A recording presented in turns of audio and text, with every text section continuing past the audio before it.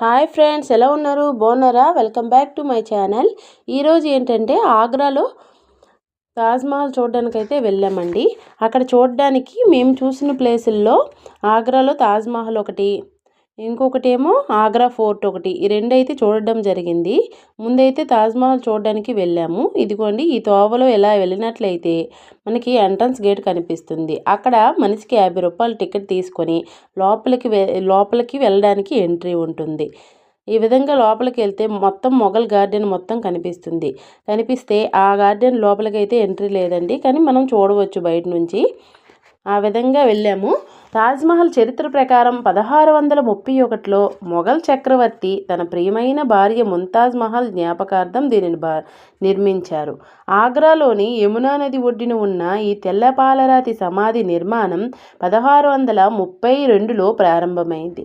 అయితే చుట్టుపక్కల కూడా మొత్తం వాటరే ఉంటుందండి. అది యమునా నది మొత్తం ఉంటుంది. మధ్యలో తాజ్మహల్ నిర్మించడం అంటూ జరిగిందనమాట.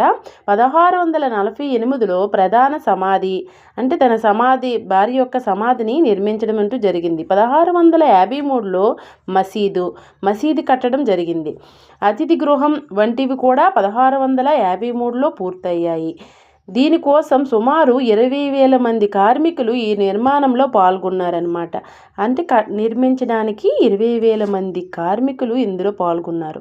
తాజ్మహల్ ప్రపంచంలోనే అత్యంత ప్రసిద్ధి స్మారక కట్టడాల్లో ఒకటి మరియు అమూల్యమైన ప్రేమ చిహ్నంగా పరిగణించబడుతుంది. నిర్మాణం పూర్తయిన తర్వాత 1666లో షాజహాన్ మరణించడం అంటూ జరిగింది.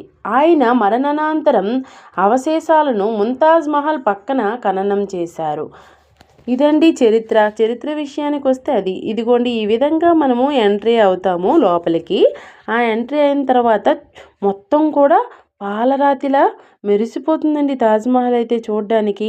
ఇక్కడ ఫోటో స్టిల్స్ తీసుకోవడానికైనా చాలా బాగుంటుందండి. ఇగోండి, దూరం నుంచి స్టిల్స్ తీసినా కూడా తాజ్మహల్ని మనం పట్టుకున్నంత ఆనందంగా ఉంటుంది. మనము లోపలికి ఈ విధంగా ఇటు సైడు రైట్ సైడ్ అనుకుంటా స్టెప్స్ ఉంటాయి. అలా వెళ్తే పైకి వెళ్ళొచ్చు, మొత్తం కూడా చూడొచ్చు.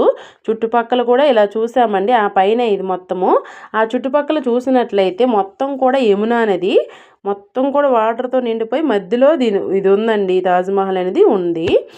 అవి చుట్టుపక్కల కూడా చూసాము. ఆ తాజ్మహల్ చుట్టూ చాలా రూమ్స్ ఉన్నాయండి.